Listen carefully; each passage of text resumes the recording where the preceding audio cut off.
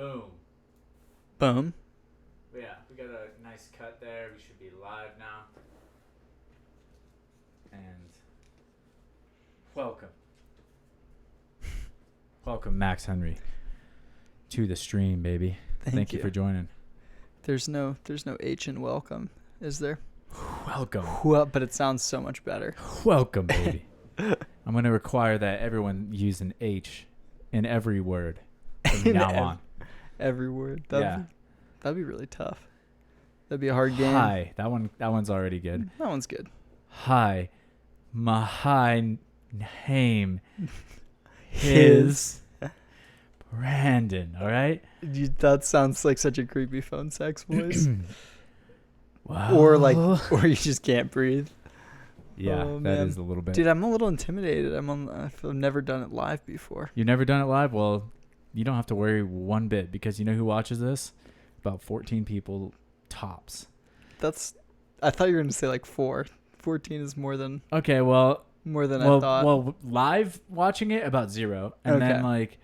When you post on Instagram. When we post it later, dude, I didn't even post it. Man, I'm so bad at the podcasting life. I've been real. Just see what I'm doing is I'm coming in under the radar. You know what I'm saying? Everyone's doing the promotion, right? Everyone's like, oh, I'm gonna post every day and blah blah blah. I'm like, this is the strategy of everyone else, where I go the other way, and I'm gonna go no posts. Just let them find you. Yeah, if they find you and they like what they find, then good. If they don't like what they find, I didn't even put it out there. You're like the bands that are really popular that'll do like a secret underground show, you know? Like you're just going to show up. Mumford & Sons did that in Denver the other day. Dave Chappelle, dude, he's going into, he just shows up at the clubs. Oh, really? After his whole he had that whole Africa, whatever. Were you a Dave Chappelle fan? That. I am. I mean, I kind of I feel like I took a break from Dave Chappelle. And then the other day. Special, I don't know if you heard. The new one? Mm-hmm. Wait, is it the one that just came out? Sticks and Stones. Okay, I did see that one. Yeah, that was pretty. I love Dave Chappelle because he's so self-aware when he's being a dick. Yeah. You know, like he's just like fully like, I'm gonna make these jokes that I know are inappropriate, and I know why they're inappropriate and why people would take offense to them. But I think it's more valuable that people just like learn to deal with it, and like the way that he does it.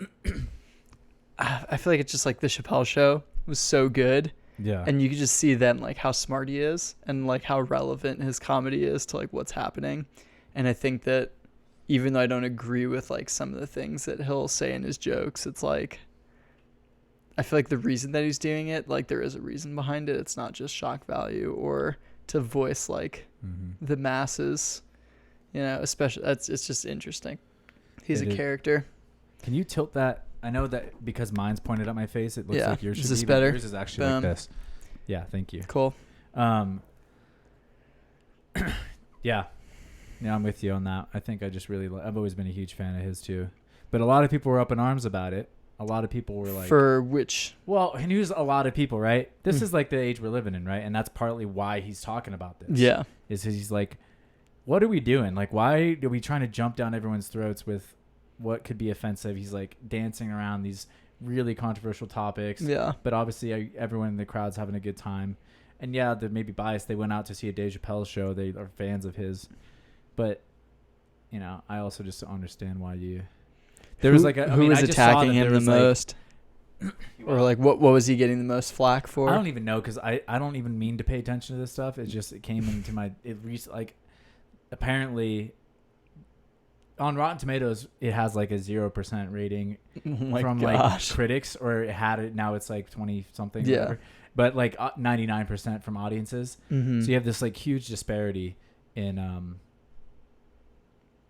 just I don't know what that is. You know, obviously like people are fans of his that are like, and everyone appreciates him. Like I like him. I don't know people that spend time worrying about a comedian they don't like. Yeah.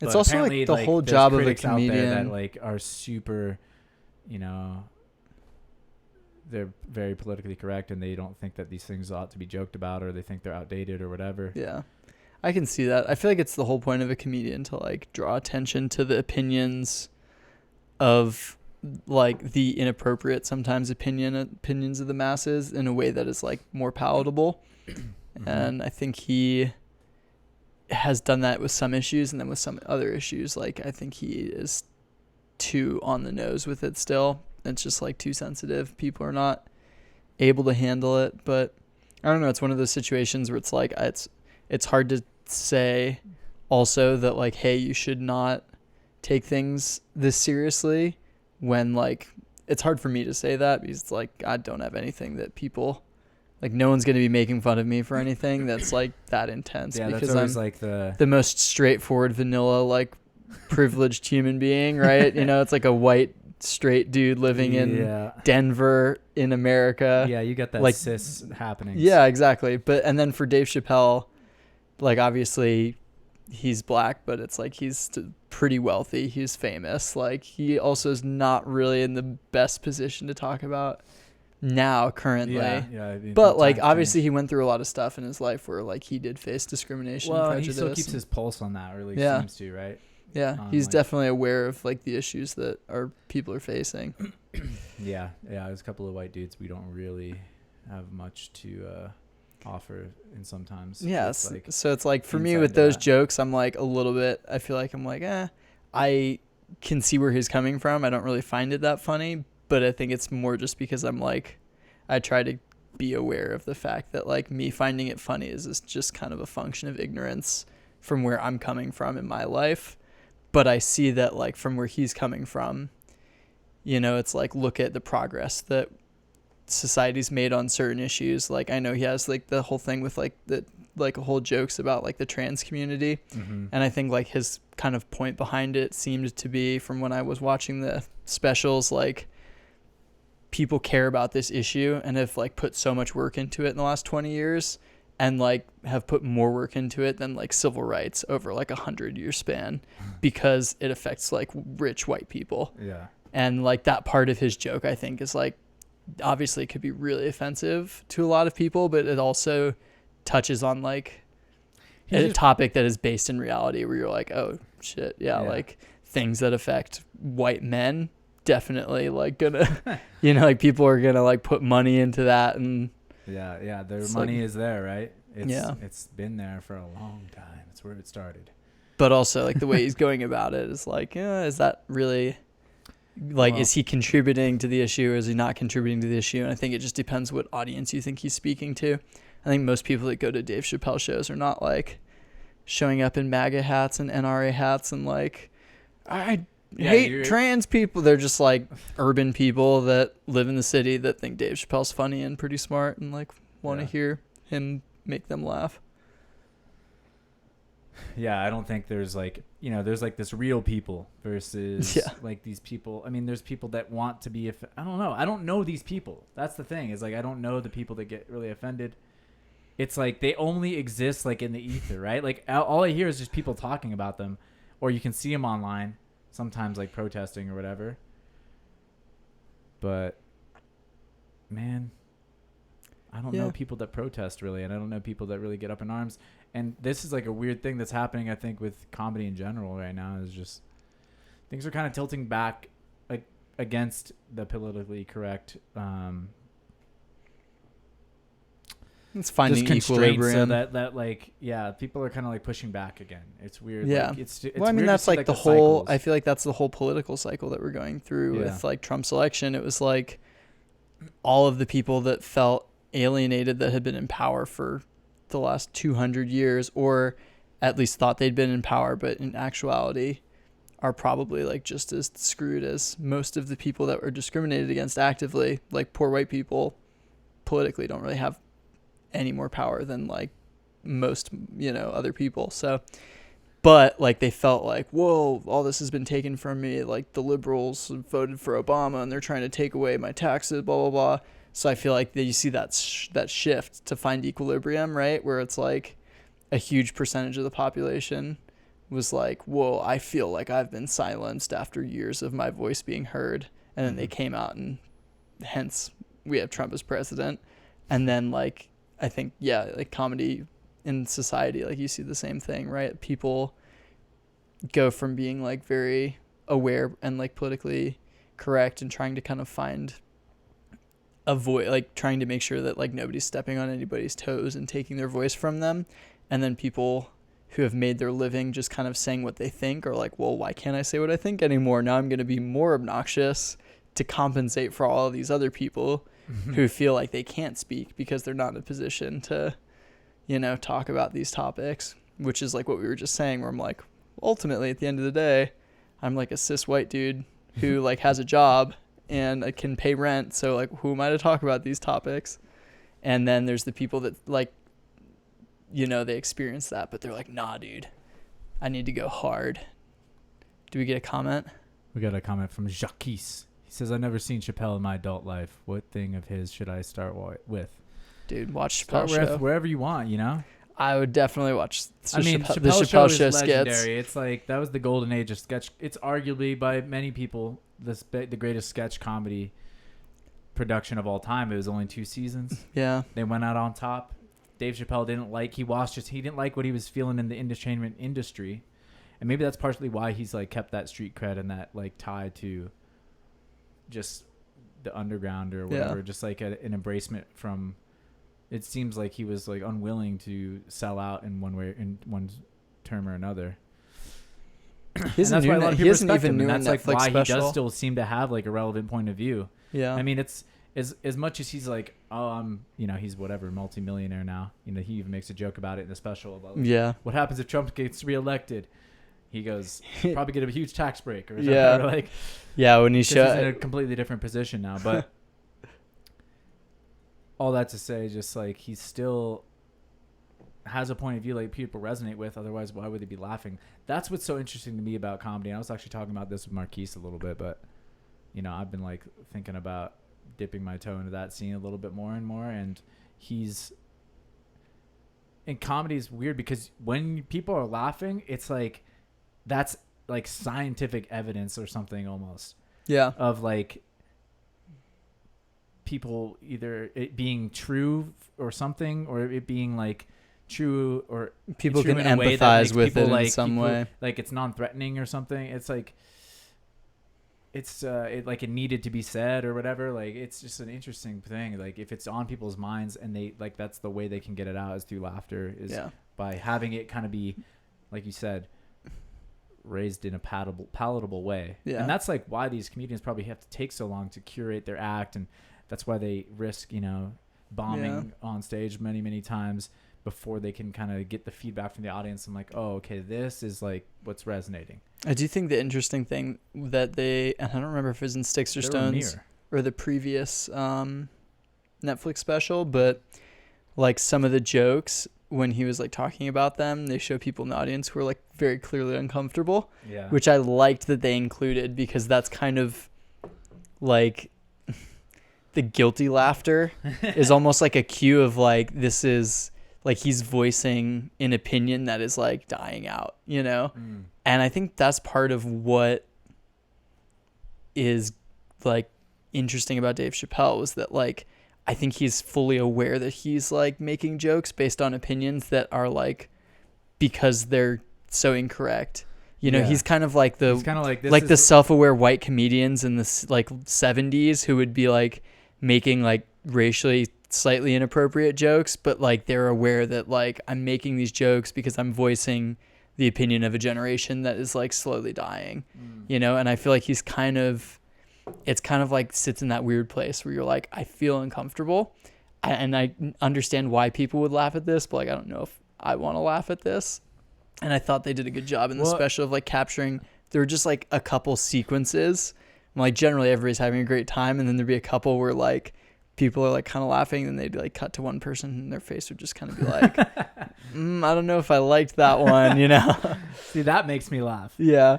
The guy that's uncomfortable with it too is just like, I don't know. That's funny to me too. Yeah. It's just like, because you're at least making that person think. Yeah. Like you're saying, like you're already thinking like, do I want to laugh at this? If you're not laughing, but everyone else around you's laughing, then you might be wondering like, why are they laughing? Why am I not? Which again, that's probably the value of these comedians. They're kind of like reflecting back like where we're at, like you're saying. Maybe things are on their way out, jokes are on their way out. Some people are uncomfortable with it, some people it's like a barometer, like, almost, you know, losing it, you know, they're like slapping their knee over it because they have no laughter isn't like something like if you're really laughing, you're not really don't have time to think about it. There's no reflection.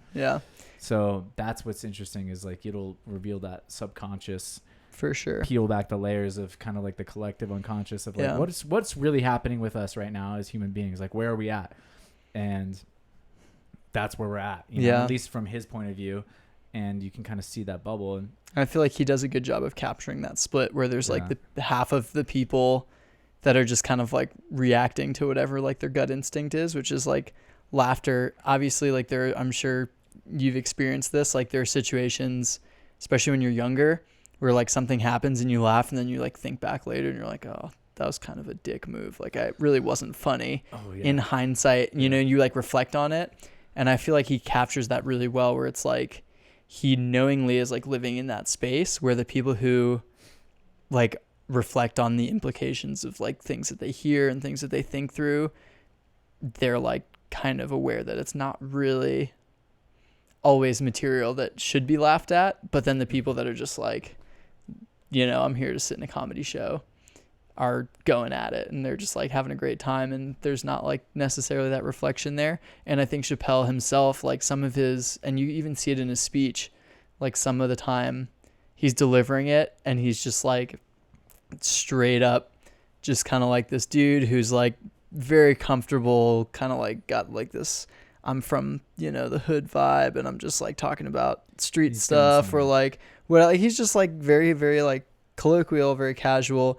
And then he'll stop and be like, well, actually, and then just go into this like really poignant, like very well articulated point on some like complex political topic or social topic in our country. Totally. And it's like really cool because you see that process of like reflection, you know, he like encapsulates both sides of that and he can kind of like, I think he can talk to both of those parties, which is like really rare for a comedian, I think.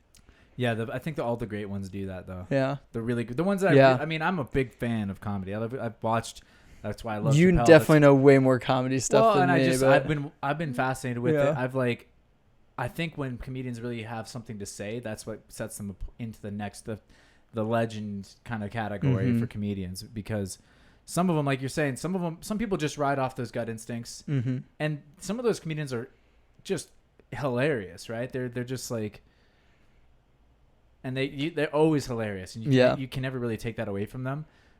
But what I find the most mesmerizing, and what I find to be the most interesting, and like epic, and what I think most people do too, is when they talk at this next level tier. It's like, okay, well, here's what's funny, and you can you can do like dick shit jokes, whatever down here, and then there's like a little bit more cerebral comedy up here. But then there's also like, okay.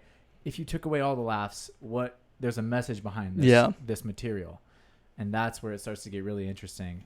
And then they have like kind of themes and stuff too. Who knows? But was it? No, I think it was the one before Sticks and Stones where he like is in the middle of a bit and he just like breaks off and starts telling the story of Emmett Till, and it just like. He's like in the middle of this bit and then he's like, let me just like provide some context because a lot of my viewers are like not American. I think that's what he is. He asked somebody, he's talking about like immigration and he asked somebody like, oh, where are you from? The guy's like, oh, I'm from Iran. And he's like, oh, well, you may not have heard of this.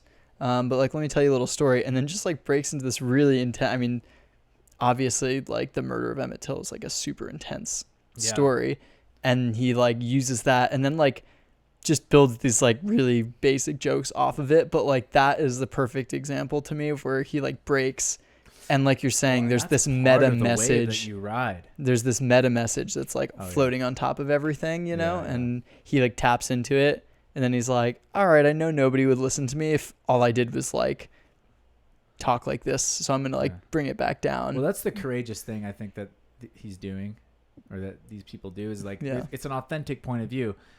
It's his point of view. It's like you said, he's really thought about these things, and he's got insane talent to pull these meta feelings and thoughts into like something that is fun to play with and listen to, and also can be like striking to like your heart or whatever. It can be like, whoa, make you think, make you laugh, whatever. But it's authenticity too. You can tell like that's where he's at. You know. Yeah. You know, like he's like, this is what I think.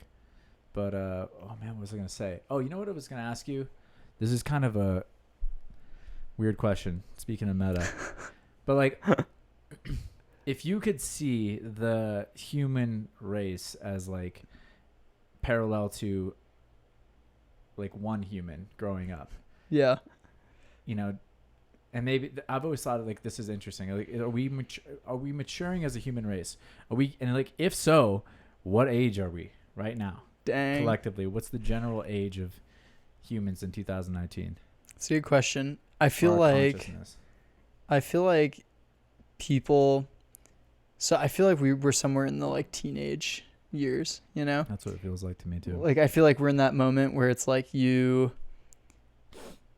first time when you're a teenager that you like say something or do something that's like kind of off, and then you realize that you're actually responsible for what you just did, and you kind of like have that like gut feeling of like shame about it for the first time, you know, because when you're little, like you'll just say dumb stuff, and you're kind of like, even if you're like 12 or 13, sometimes people will still be like kind of blame your parents for it or whatever, and you don't really reflect on it. And I feel like that's like where we're getting to, is like we're getting through the point of being like, well, you know, we enslaved people for 400 years, but like the Bible had slavery in it, so how am I supposed to blame myself, you know? Like, and then it's like, oh, well, actually maybe that kind of was my responsibility, to the point where we're now like thinking about things that are much less obvious. But I mean, like, I think like food and like veganism is a good example of something like that, or like vegetarianism and climate change, like all these issues that, you know, to be a kind of person that can contextualize the experience of an animal and empathize with like fear and pain that an animal suffers takes like such a different level of maturity and self-reflection to be able to like put yourself into the shoes of something that you'll never be able to talk to, you'll never be able to, you know, like you, obviously a cow's not going to be like, oh shit, this hurts, you know, like I really miss my baby and I'm being milked all the time. And so you have to be able to like create that dialogue in your head. And I feel like that's like culturally we're at the point where, you know, you can imagine in the 40s, for instance, when like people didn't care about, you know, if you were like, we shouldn't do this because it'll hurt animals, people would be like, well, animals are here for us to eat and take advantage of, like that's why they're here. And then in like 80 years, I mean, obviously a few people, and you see this in any movement, a few people kind of are a little bit more self-aware and lead the charge. But now I feel like, except for people who are like, we'll kill a lot of those people ideologically against it just because they're set against, like, you know, you get the people who are like, oh, I hate vegetarians, I'm going to eat meat just to spite them. Like there are those people where you're like, you have clearly some psychological hangups around like something that's going on. Like you're so adamant against this and unwilling to think through it. That's the biggest thing. No, you're good. Not giving a shit. Like what, like really try to remove yourself from the conversations that you don't care about, or remove your opinion from that conversation. If you don't really, if you haven't earned it, or you don't really feel a strong way about it, man, it's so hard to not have an opinion. Yeah. When you have a podcast too, it's really dumb. Well, like, that's the whole thing. About is like everything, but like it's so hard for people to not feel like they have to feel strongly about it too. Yeah. People are expected to have a firm opinion about like so many things. It feels like, you know, but it's not really important. It's actually, you're not, just stay out of the way most of the time, I think is a good idea. Yeah, I think it depends. I mean, firm opinions define the space where conversation happens, you know? Like you can't, I think that's the other thing is a lot of times those reactions, whether it's like people who, you know, like gun violence is another one, right? Yeah. Like you have a lot of people see a mass shooting and they're like, oh my gosh, this is like the third one this year and it's only March. How many people are we going to let die before we change the laws for, you know, how easy it is to purchase a gun and ammunition here in this country? And then other people, I think, have this like idea of themselves. They feel they need to protect so hard that there's just this like, it's again that the reflection versus the gut response. You know, there's just like that subconscious gut response, which is like, I can't align myself with this other point of view without like giving up so much of my self-identity, that they have to like protect that identity. And then they end up just like following total nonsense because if they don't, it leads them down this path of like, I thought owning a gun was part of my identity, but if, or in this situation, like I need to be able to protect myself. And if I actually think about it and follow this like chain of logic all the way through, I'll realize that this part of my identity is like just some random construct. And then that freaks people out, right? You're like, I need exist. to be something. Or an illusion. Or just like, I need to be a person in an objective world that makes perfect sense. Oh yeah. And you'll do whatever it takes to like preserve. And that's like the 8-year-old logic, right? It's like everything makes perfect sense if you think about it. And even in sciences, like you look at like Isaac Newton or someone like that. I mean, classical mechanics in physics is a perfect example of like, let's design a system where if we knew hypothetically, and this is like the Laplace's demon argument, which is like if there was a demon who knew every particle position and knew like the way that it was moving at one instant, it could predict into the future infinitely and like recursively predict into the past, like basically the entire universe. Time knowing. Yeah, future. It would know everything that would happen ever. Cause and effect. Yeah, it would just be able to predict from the laws of motion, and that was like in the 17 and 1800s, that was a serious philosophical discussion, was like, can humans at some point know everything? And then in the 30s and 20s, when we started really diving into quantum mechanics, and we're like, looks like we actually can't even know where a particle is and how fast it's moving at the same time, let alone, be able to predict the entire universe from it. And then we found out about, like quantum tunneling and all this stuff. And it's like, actually so much randomness is in the universe. And that's kind of, to me, like going back to what we were talking about, that certainty. Remember being a kid and just being so certain of like, opinions that you'd have, and you're like, no, like I'm not even going to second guess this. Dude. And then you get like a little bit older. Yeah. And you're young as fuck. Yeah. And it's just because the confidence of you the have young no boys context, and right? Girls out there. Yeah. You just have no context. Like you're young, and even in training, like you see like the 15-year-old before that, like that's never had a bail or something, and kids that like have never really fallen or never had an injury. It's like the level of certainty they have in themselves is like terrifying. It's terrifying, but also what's savage about that is like that opens up doors for them that like don't exist if you don't have that kind of confidence. That's true. Like when you play with, because you take those random particle and like all these random things that generated. When you have insane confidence, like it might make zero sense, in a formula, but that's how you kind of sometimes push into this new era or new. Well, barrier. and you see that even in so. We were talking a little bit about books earlier. Book I just finished was called Educated by Tara Westover. It's a really, really interesting book about a woman who was raised in like a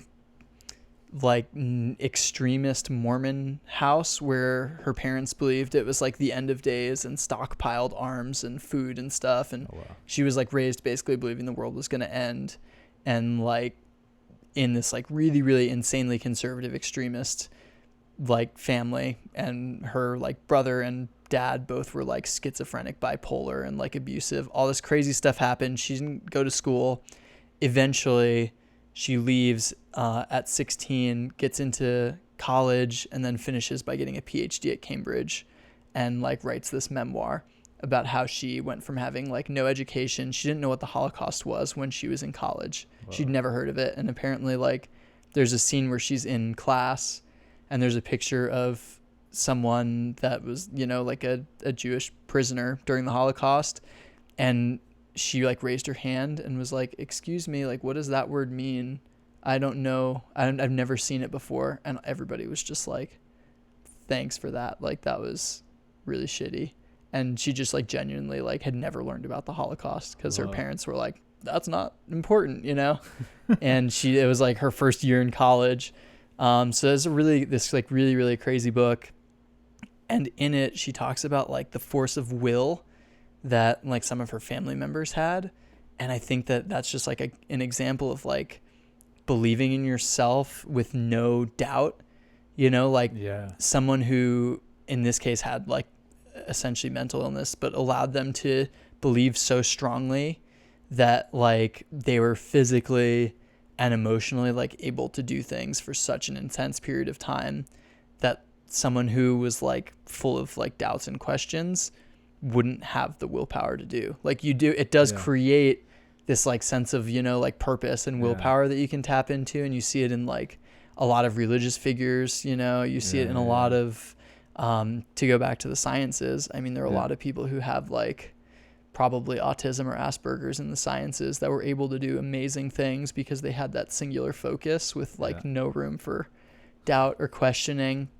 But then again, that keeps you trapped. While it does allow you to do amazing things in certain channels, it keeps you trapped in that mindset where there's no room for any opinion other than yours to survive, you know? Mm-hmm. And so I feel like that's the thing that we've learned culturally, especially, I mean, and by we, it's like also, it's obviously super different from, you know, first world to developing world to people who are still like living in abject poverty without access to electricity or fresh water. Their concerns are very different from people like who live in Scandinavia, and even like our concerns are different from that. Totally. But yeah, I feel like that's like kind of what we've learned is like the power that you get from certainty, but then also the kind of like cumulative growth that happens when you like question things.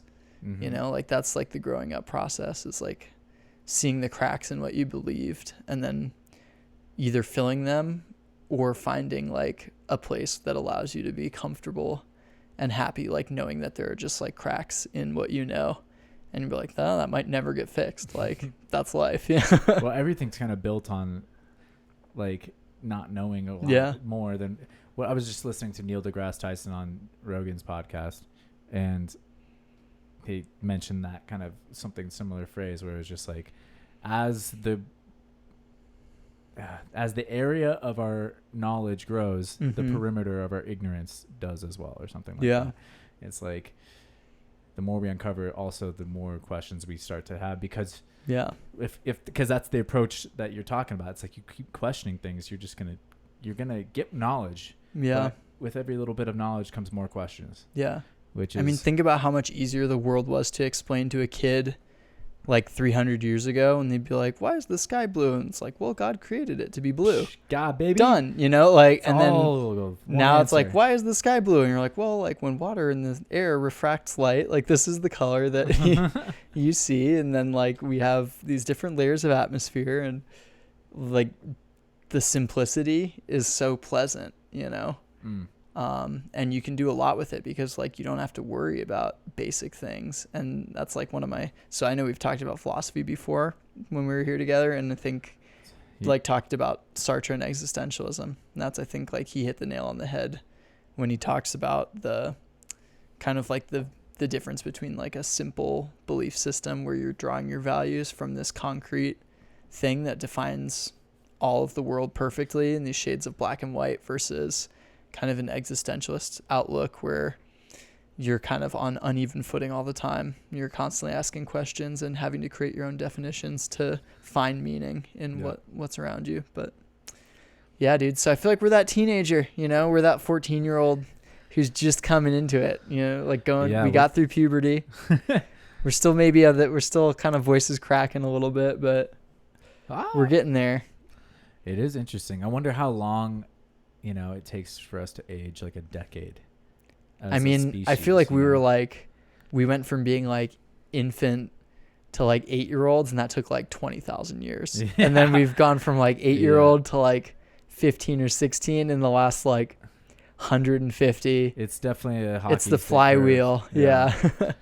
No, it's definitely fascinating. I mean, already I'm starting to like see patterns of like things that I never, you know, it wouldn't be accessible to somebody who didn't have the internet. Yeah. And even things like comedy and stuff, like seeing those cycles of politically correct humor go in and out of style, and like and then the things that actually get trimmed off at the bottom of like, nope, no longer acceptable. Yeah. And things that are, you know, you just see this progress building, and it's pretty cool to witness. That's for sure. I mean, I'm sure that's like fascinating to me always what time feels like to someone who's just even from a different generation. They're like, what they're witnessing, because as things are becoming more segmented now too, it feels easier to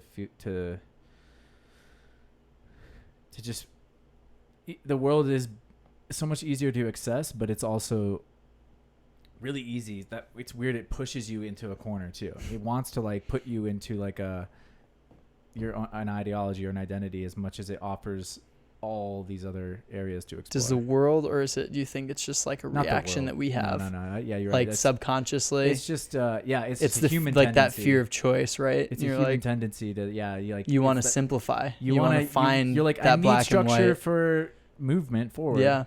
And what's exactly what we're talking about, where without that structure, we realize it's really hard to grow. You're spinning around in circles because you have nothing to build on. And like now we're able to self-define, but there's so many ways we can self-define. And I think that's one of the reasons that you see a lot of, like, again, to go back to like Dave Chappelle making jokes that a lot of people would view as like really inappropriate about the trans community. It's like, how do you have two people who are both smart and empathetic that are on such clearly different levels about what's insensitive and what's not? And it's like, when you build your identity on these different things and you have these different values, those value systems like find places to clash, and just like the way you define yourself is really important, and obviously in like what you consider to be like offensive, or so I think that's like the other that you hit the nail on the head, where it's like that scrambling feeling that you get and then in our generation, I feel like a lot of people are so overwhelmed by it that they just end up like, what, I have all these opportunities. I could do this. I could be like, I could start an organic farm, or I could like be an accountant, or I could go to school and be a lawyer, or I could like be a musician. And you just get overwhelmed, and then you're like, well, I guess I'll just like chill and watch Netflix, like, because it's just that there's too many options. It's almost like you need that someone to simplify things for you. Yeah. You need that father figure to just be like, son, you're going to college. But get in there. We don't have that. Go. Right What's now. your 40-year plan? Dude. What's your 4-decade plan? I need to know it right now. Not a bad exercise in thought, though, right? No matter how 5 years. The question is 5 years is good. 5 years is probably a much more reasonable thing to aim with. What's your 5-year plan? 5-year plan. Let's see. I'll be 35. Oh, you're so old. I can do math, bro. You know what? I don't even think 5 years makes sense for me right now to plan for. I think like the more certainty you already have, and the more like you're already aiming at something very. Right now, I'm in a more exploratory phase, anyways. So for me, the plan is to be well figured out. More on a path by then. That I'm like probably. I think within the next year, I'll have a really good idea of what I'm really digging deep into again. Yeah. I've kind of put distance between like myself and the community of parkour, for example, not because I've been like, oh shit, I need to get away from things, but just because it's natural like growth process. I feel like I'm going in a different direction, doing different things, and that breakup terminology right there. I just feel like we're going in we're just going different directions. Yeah. It's not a breakup. It's just like things. We just need a little space. A relationship. You have a relationship with everything, right? Yeah. You have a relationship with athletic discipline as much as you do have one with your significant others and friends and loved ones and everything else. So it is weird that it is the terminology that comes up, and it is like painful in that regard. But yeah, I think like what the Taurus symbol or whatever is. You familiar? The Taurus. It's like that kind of donut shape. Oh yeah. So I feel like you kind of have these cycles sometimes where you, like, I didn't know shit what I was doing for a while, right? Before I started doing parkour, it was like, all right, I was out of college. I was kind of in this again more exploratory phase. I had this degree. I was gonna. What's your degree in again? I had a degree in creative journalism, which was the advertising track. Gotcha. Of like copywriting, art direction. And then as I was getting interested in parkour, things kind of like reveal themselves to you, right? The randomness that you're encountering in your life. If you keep that open mind, I've embraced a certain amount of uncertainty there, because obviously there was a lot of you have this degree, go to an advertising agency, be in an advertising firm. Yeah. And become a junior copywriter or a junior art director, or do something like that, or take a traditional path into a career that, you know, I wasn't interested in. And so I swam around a little bit and like figuring out what I was interested in, and it became parkour. And then you start to focus in on something, right? And it's just like, and I just got more and more interested in it, and just then you kind of get to this like pinnacle, or like whatever singularity point, where you're just like, this is it, baby. And then all of a sudden you start to like, maybe you go through the funnel. You go through the funnel and you come out the other side, and you have all this knowledge and experience and things gained. But it's not necessarily where you want to come back to. Like, maybe you keep going through that funnel. Like a lot of people will just maybe stay in that same cycle and maybe gaining lots of things. And maybe I will. But right now I'm being taken in different directions with my interests and what I love to do and where I want to go and where I'm growing and who I'm trying to spend time with and questions I need to answer for myself and experiences I want to have. So I feel like this is maybe something that you can like talk on also.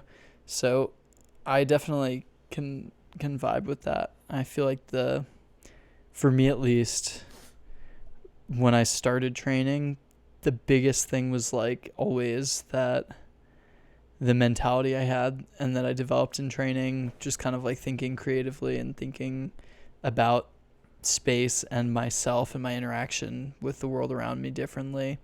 I felt like that mentality was the most important thing in training. And as long as I maintained that, I was like doing parkour essentially, you know, and I still kind of like feel that way. So I feel like when I go through any sense, and we were talking about this as well, because I was saying how, for anybody that's watching, like last month, I basically have been like recovering from pneumonia / the flu / bronchitis. Still alive, boys and girls.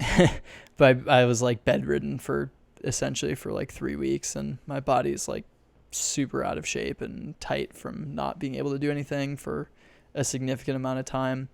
And then before that, like I'd been traveling and doing stuff with family. So it's been like 2 months since I was like training hard.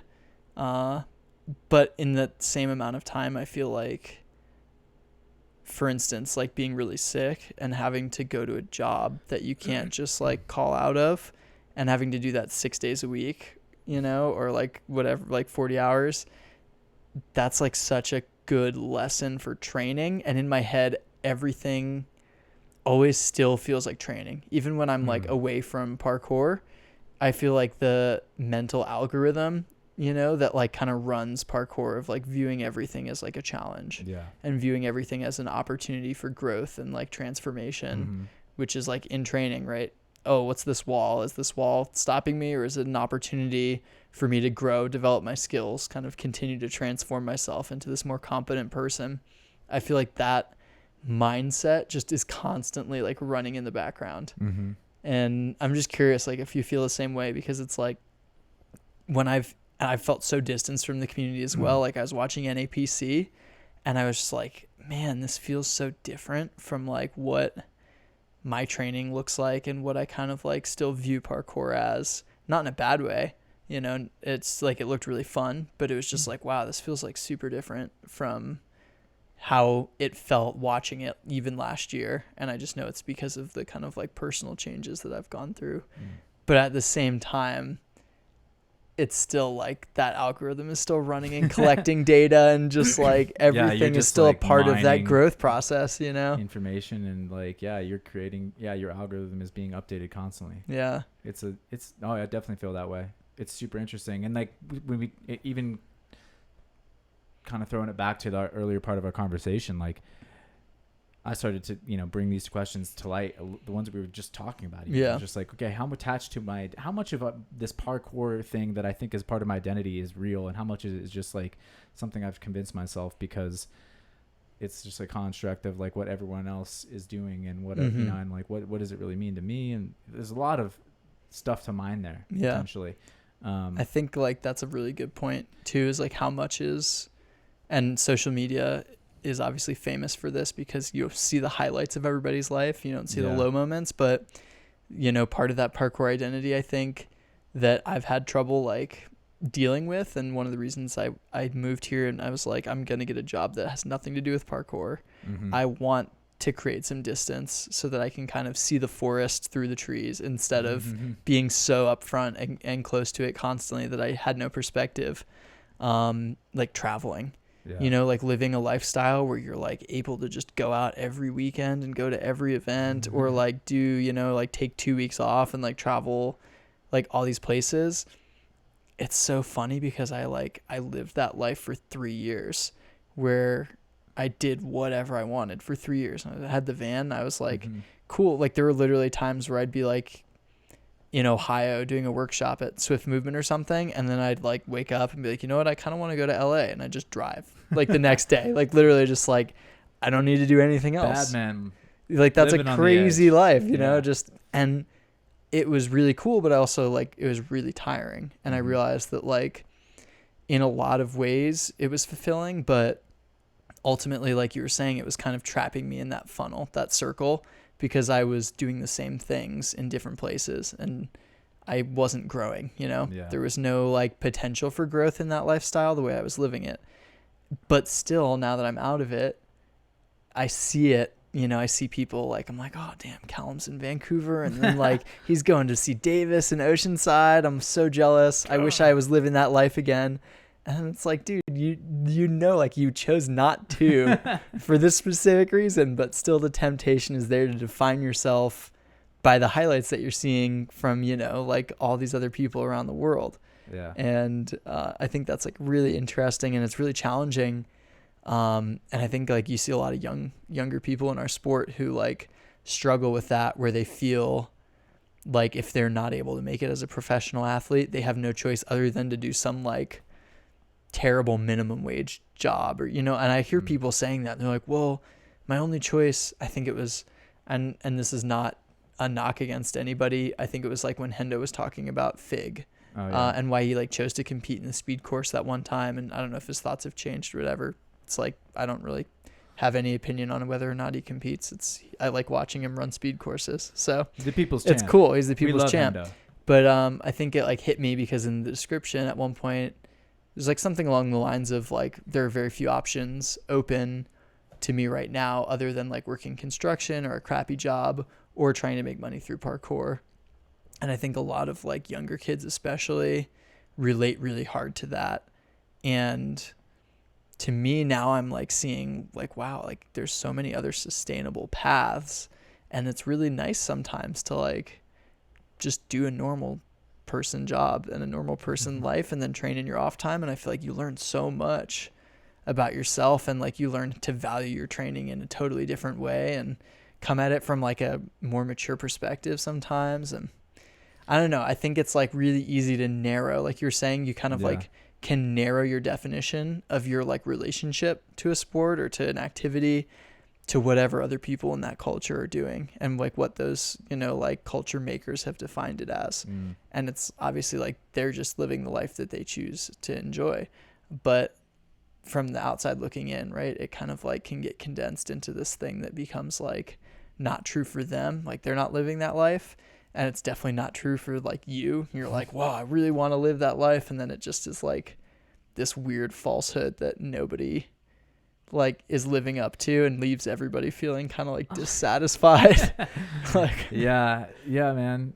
Yeah, I mean, I'm with you there. Because if you're gonna narrow, you might as well narrow all the way, or you might have to narrow all the way to live said life. Yeah. And if you really don't, if you go 94%, it's not gonna work out. Yeah. You know, if you go even 99%, it's like there's someone who's narrowed to 110% somehow. Yeah. They've like, and even for that person, like it might not work out. Like I was the 110%, you know, I was running around all over the place. Yeah. And then I was like, actually this kind of like is really cool sometimes, but sometimes it really sucks. Like I want to have more stability, you know? That's the magic of life, right? You don't really know, you don't know where it's going to take you really when you like go all in on something. That's the beauty of it, is you kind of just end up somewhere, whoa, and you get to like kind of again. And then I feel like you kind of sit in the maybe the bigger the wave you just rode, the more you're kind of like, oh shit, you like start to realize what kind of waves are out there. Yeah. You know what I mean? I Yeah. like the surfing analogy on this one because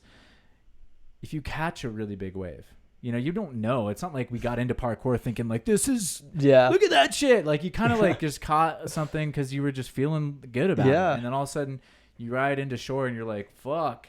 I'm like, damn, am I going to paddle out and get the same one? Or am I going to like, I'm just kind of like, that was crazy a little bit too. I want to like I want to look at the ocean a little bit more intensely before I just start paddling at the next thing again. Yeah. Because I realize now that you can paddle onto, something that will just completely change the course of your life.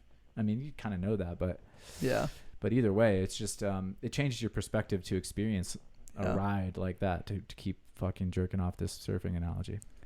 That's for sure true. And even if you end up like changing direction, I think the important thing, and coming back to that, like that algorithm, which for me really is training. Yeah. Because if you have that algorithm in the back of your head, like you're always going to want to move, like you're always going to want to do it for yourself, no matter what happens. Like there's going to be a part of you, and maybe you'll take a break for a couple months, but there's always going to be a part of you that's like, man, it's sunny out. It's like, there's a cool spot that I found the other day. I drove past, like, I'm going to go out and I'm jump around. Oh yeah. Yeah. And like that wave might take you somewhere totally different, but the lessons that you're learning there are still going to feed that part of you that is like tied into. It's all additive for sure. Like it definitely builds upon itself. I definitely, and that's what's so curious to me too, is because I'm like, oh, I'm fascinated to see like, I'm not as interested in the things I was interested in. Like I just am plainly not. Like I don't care about how far I can jump anymore. I used to care a lot. I could give two shits. I'm not going to jump further than I want. Like I'm not interested in doing it. Maybe I could, but I'm not even interested in jumping further than what I used to could jump. Right. Yeah. So for me, I'm like, well, what am I interested in? And that can be the guiding principle, or like, that can be like, where is the growth? Like for me, growth is definitely a huge part of it. And, finding growth in other areas, like you're saying, like doing a different lifestyle is going to teach you a lot more potentially than being face to face with the same situation every day. Then again, it's like it just but depends on the person. On this for sure. Path, right? And I know, like for me personally, I love, and I've always loved, like since I started parkour, I've always looked at it as a way to condense just my general curiosity for like knowledge and experience. Like I remember as a kid, my mom was like, what do you want to do when you grow up? We were talking, and I was probably like maybe 10 or 11, and I had like 20 jobs. So I was like, I want to be like a cranberry farmer for a year. I want to like go and work in like a fish like harvesting place. Dude, I just loved like weird stuff. Like I was like, I want to have all these. There's so much stuff in life that you can do. Yeah. And there's so many things that you can learn from like all these different paths. Like it would be really cool to try all of them and then just see what kind of person turns up after, like that's just going to be a weird, cool person. And I still kind of like feel that way. Yeah. And I know there's a lot of people that just like want to do one thing, like they like the idea of just having a thing that they've like really mastered, that they know every single facet of it perfectly, that they can predict tomorrow exactly what their day will look like. And for me, that's not really like part of me wants to be that person for a year, and like I think there's because I want to feel what that's like. I want to be able to relate to it, and I want to learn the lessons that like come from perfecting your craft. I'm very much, and like finding that like being, what is it, Jiro dreams of sushi, right? Like he's done the same thing. He's made the same rolls of sushi for like 65 years. And because of that, he's achieved a level of perfection that I probably will never achieve in anything I do. Yeah. Or being like, if you practiced 100 barefoot precisions every day for 10 years and only that, how insane would your barefoot precisions be? Like that's next level. Yeah. That's really cool, but I don't have the personality to like focus on that. I think some people do. And I agree, it's just cool. Just a trait. It's a trait, and it's, I think, important, like, because I'm sure people will see this and be like, oh, so should I like take time off of training? Like, what are they saying? No, it's we're like, not saying anything. No, we're not. We're saying we're doing what we want to do. You should probably do the same. Yeah, and if you find like, and I think the important thing is like, if you find yourself drifting from parts of anything you're passionate about, it doesn't necessarily follow that you're not passionate about the whole thing anymore. You know, it's like if you find yourself drifting away from like, oh, I don't like going to big jams. It's like, doesn't mean you don't love parkour. Just means that maybe that parkour got bigger. Or like parkour you've just grown out of that part of that, whatever like, the experience. Also love the shit out of it, but don't show up at the jam. Yeah. You know what I mean? Like, it's not that if you, like you said, it says by not showing up, it doesn't mean you don't love it. It just means parkour is bigger. Now there's people that love it that don't even show up at jams. Yeah. Or more of those people. Yeah. You know, like you can think about it that way. That's, I think, of how I like to think about it. Is just, we're all going to be parkour for life or whatever anyways if we participate in it. So like might as well just follow our own lives. Yeah. And by extension, like we drag the net of parkour into like bigger and deeper and cooler spots than it would reach if we all just tried to pretend to do the same we were thing. Still into it if we weren't. Yeah. And the people that are there's always going to be people that are so into it, they're going to be able to carry the torch of like whatever you thought you needed to do, you know? Like if you're this crazy athlete, there's going to be crazier athletes. Oh yeah. If you were like this event hoster, there's going to be crazier. I mean, like everyone's always pushing it, right? So we don't really have to worry about responsibility in that regard. I think it's always about like you're going to do the best if you're the most passionate about it. So yeah. What was I saying before that? There was a thought. Shit. THOT. A tot. Yeah. A tot. Those are my tots on that. I was just agreeing with you. I'm fascinated too. Like right now I've started taking like some fighting classes and kickboxing and stuff. And I know you've done boxing, whatever. And to me, it's like, that's what's fascinating. I'm like, what is being a fighter going to do to my brain and my outlook on life? Yeah. Because it's different than being a parkour athlete or a snowboarder or a tennis player or someone who like was in band, like all these things that I've done. Like, you know, like in choir, like all these, I've done a lot of shit. It's given me insight. Like the algorithm's always running. I'm still doing it. I'm still, you know, I'm on my own tour. I'm like filtering my own information. And the coolest thing is like when we go out to train, I see the like differences, you know, how the different things that we've done like affect what's interesting, you know? Yeah. And I think like even an obvious example of that for me is like a function of moving to Denver, which is not most of my training, but a lot more of my training now is kind of just like spontaneous exploration and like moving and like picking a spot and being like, I'm going to go there and just see what challenges pop up along the way and do those instead of like drilling stuff. And it's because here I'm not worried that anytime I get above 5 feet, somebody's going to call the cops and I'm going to have guns drawn on me. It's like, I feel like I can explore. And as long as I'm not chilling on a building for like an hour, I'm not going to get in any trouble, you know?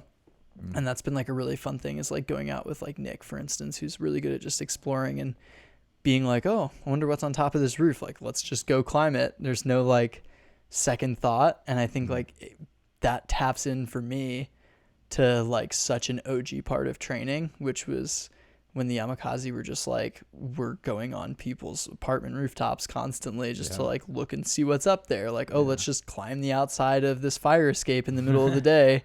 Because why not? We're not doing anything wrong. Yeah. And that like, I don't know, it's just like super fun. But I've seen that that's just a function of me being here and having the opportunity to do that. Whereas like, again, in New York, it wasn't really an opportunity. Like the architecture doesn't lend itself to that kind of training. And culturally, like it doesn't lend itself to that type of training. But like when I've gone back now, I see like, oh, look at all these places to explore that I never have tapped into. Because I didn't have the space to develop the mindset, you know? Yeah.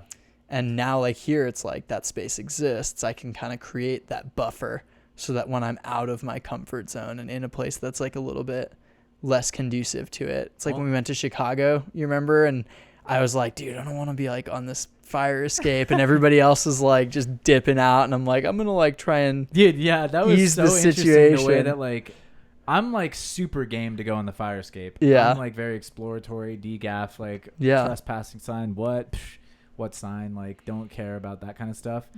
But then when the people show up, you're like happily, I learned a lot from you. And like, I was like, oh, like he was able to just kind of talk to them, and it was fine. Should we talk that? I ran down after running 40 flights up the goddamn side of the Chicago building. I ran 40 flights down and like dipped like fucking Heisman to my way past like the security guard. Yep. And then just like man, booked it into a Starbucks and waited for like 30 minutes before I met up with you guys because I thought police were for sure looking for me or whatever. Because I was just used to not being cool with security, but now I'm way cooler with security, and I use the power of communication and the power of just like empathy, even like compassion, like knowing like where they come from, what their job is like, and just trying to see it from their point of view to really like get an understanding. And usually everyone's fine. You can leave without any tickets. For the viewers that don't know what we're talking about, which is probably everybody, because the video never came out, when we were on the Storm tour, we were in Chicago, and we like climbed up a building outside of, what is it, like Skyline Park? No, I don't remember what the park is in downtown Chicago, but the main park. And it was like right on the outside. It was like 40-story building. And we totally got caught at the top by security. And the security guard's like, what the hell are you doing? Blah, blah, blah. We're like, we're taking photos. He was like, well, you're going to be going to jail for that. And was like pretty aggressive about it. He came out swinging for sure. He was uncomfortable.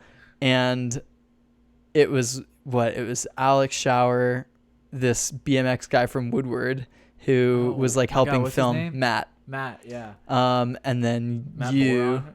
Yeah. And then who else was there anybody else other than you, Alex and Matt? It was you. Was up there. I was up there, yeah. And then no, I think it was just the four of us. Yeah, this the four of us. So Kai was down like getting ready to film from the downtown, and I think we were maybe gonna get a drone shot, but not really. He was doing like hyperlapse stuff, I think. Yeah. Okay. But these guys ended up running. They just like broke down the stairs kind of as soon as we got caught. And I was like very uncomfortable with running from security. And again, it's like how you're raised, all these things that go into it. I feel like I've always been pretty like tried to be respectful and everything. And so you guys dipped onto the next roof to try and find a way down. Mm-hmm. And then I was like talking to the security guard as we're like walking down the staircase. It's like, look, man, you just like really freaked them out. Like we just came up here to get some pictures. We're just traveling through, like we don't have the money to like be going to jail, and we're not really honestly like not doing anything wrong. Like we didn't damage any of the property. You have video of us, so you know exactly what we've done, and he was just like, well, all that's true, but now they're running and that's the problem. And I was like, they're running because you freaked them out, So finally you guys get back, because there's no exit on the other roof. Yeah. So then you do this like little running pre. Yeah, a little sick pre. Sick pre, like 15 stories up to a rail of the edge of a fire escape, which Alex Shower got all this on his GoPro as well, which is the best part. Is there's all these POV escape videos. And we have an actual POV escape. That was a real one. That was legit. And then at the bottom, the security guard had called his other homies. So I think there was like one or two other security guards. Mm-hmm. And Brandon ended up just running all the way down, doing this descent at the end to get down. And then I remember you yelling, I left my Frisbee or something along those lines. That was right when they questioned us. Was that when they questioned us? That was at the very top. I was like, we left. I was just kind of like trying to diffuse the tension. I was like, I left my Frisbee up here. I don't know. That's like, I got a hell of an arm. That's my defense mechanism, is like, maybe if I make someone laugh, like we'll be good there. Yeah. But he didn't laugh. So I was like, I got to get the fuck out of here. Yeah. So you dipped out. I had an instinct buried deep down that was like, run away. Yeah. Because like sometimes that's a really good instinct. And like I found out that like when I was younger, because I wasn't being the best person necessarily that I could be, but hey, I was learning. I was out there. Happens. I was out there with the algorithm learning. Yeah. And I was doing a lot of like underage drinking when I was in high school and stuff, which I don't recommend. I think it's probably not the best use of your time, but I'm not gonna pretend. May have lost some brain cells, but we lost some. You've grown them back. That neuroplasticity. Back, dude. I got some alpha brain out here. We're good. I needed to take myself down a notch, all right? Yeah. I was ahead of the curve. I needed to I couldn't relate. You had to even out with the rest of the, come down a notch. The rest of the cohort.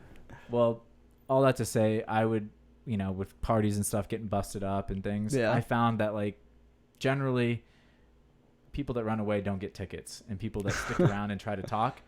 But that's because you're in the wrong for sure. Yeah. If you're underage drinking, or if you're whatever. And I always found that I could get away because I'm faster than a police officer. Yeah. Generally, you know. Yeah. Even before training parkour, it was pretty easy to get away with someone on foot. I'm much better now at using a more mature approach. Yeah. And I don't need to run away. But Yeah.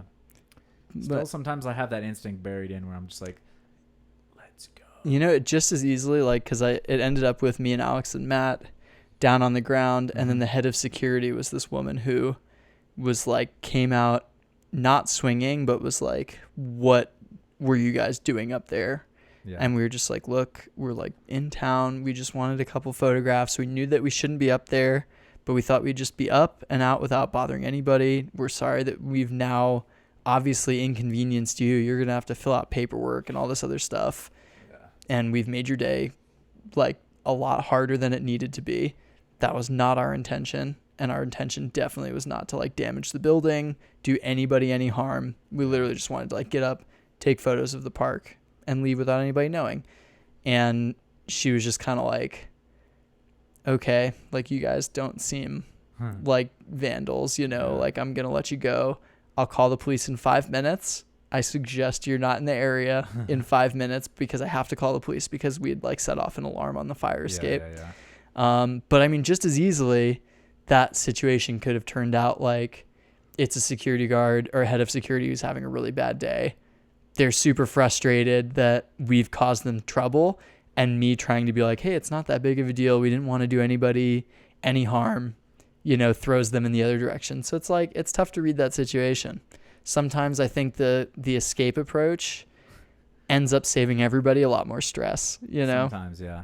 But it kind of depends on the group too. Like, I know you guys can kind of, it was me and Alex shower, also looked very innocent. Like, it's sort of like we're all kind of every man for himself. Like, no one's. It's different sometimes if you're up with a group where you're like, all right, these I'm people like leading the group. Yeah, I didn't feel like I was in charge of anything. I felt like I don't want to get in trouble. I don't know what these guys want, but I don't want to get in trouble. I'm out of here. Yeah, for sure. I'm just gonna make sure that there's no reason, there's no way they can get me in trouble. Yep. But it's that could also work against you guys. You know, if everyone's not, it's better to have a plan. It's better to maybe not get caught. These are the things that you're gonna come up against. So to be fair, really we did kind of throw you under the bus. Did you? We were like, oh, we didn't really know that guy. We met him playing basketball in the park. Oh, I expect that. Yeah. No, you don't know me. I don't know you.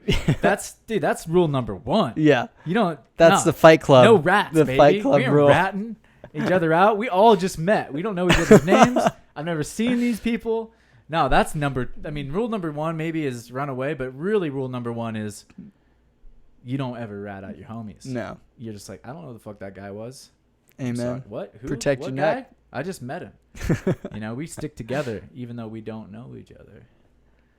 But yeah, that could have put you guys in a tough spot though. Yeah. Because they're like, well, why did he run? Yeah. And then they were like grilling you about me and what I might be doing. You know, they were actually like, they were like, why did that guy run? Like, he's going to be the one that now like we tell the police about. Yeah, exactly. And that draws more attention to me. Yeah. It's like, it is a riskier maneuver. But because like, let's say the cops do come, now they're looking for the guy that ran and got away, not for the people that kind of like cleared it up already. Yeah. So I don't recommend it. I don't recommend anything. In fairness, though, look at it. We both turned out okay. We both escaped unscathed. We both got away. If you've mastered your technique, either technique run, you better works. get the fuck away. Yeah. That's all I would say. If you know what, the narrowing. Yeah. If you're gonna run away, you better get away. And if you're gonna stay and talk, if you're gonna cooperate. Yeah. If you're gonna cooperate, you better have a lot of experience with customer service because you're gonna need to diffuse the situation very well. Oh man, I can't wait for that eventually to whatever. Yeah, now that they're posting footage, but he posted the Santorini one and some of the other ones. I think they're gonna put like a little mini series together, like the Modus Projects did with their. Nice. Did he post the Flint clips yet? No. No. Well, actually, I may or may not have. I've heard, yes. A preview of some of the things that I'll show you. Yeah. I don't know. I mean, I was there, so you were there. I know what went down. Well, and it's just like I the saw game has changed so much too now that like even though some of that stuff really holds up, I think, which is crazy that it does because it changes so fast now. It's been what, 4 years? 4 years. That was the summer Was of it 16 or was it the summer of 16? 15? I think it was 16? It was 16. I can't remember. But either way, it's insane now. So yeah, I don't know what It's a fun time. what they'll do with that, but that was an amazing life experience for sure. Yeah, shout out Kai. Shout out Kai because he was like, I couldn't afford to go unless someone flew me back from Chicago. Oh wow. Because I only had time to do it up until Chicago, and he was like, dude, flights from Chicago to New York are $70. Like, I'll literally buy it right now for you. And he did. He's a legend. I also shout out my parents because I forgot my passport, and they drove your parents to Connecticut day 2. Too. They housed us for like 5 days. That was in where New York. I showed up. I remember I was like, that was a squad. Down, almost fell down your basement stairs. Like, oh man, that was such a. That was such a well, that was like, who was on that trip? Experience. It was like me and Dylan. Yep. Kai, Lynn, Blue. Shower. Tara from Woodward, but she didn't stay. Matt.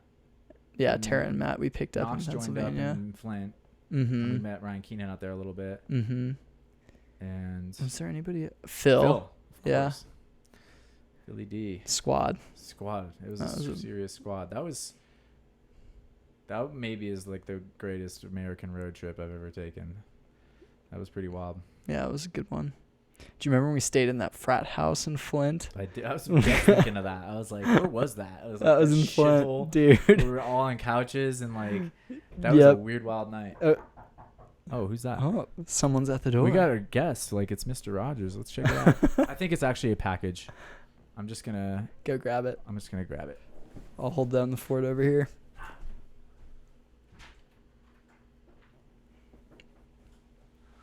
Oh, it was a package.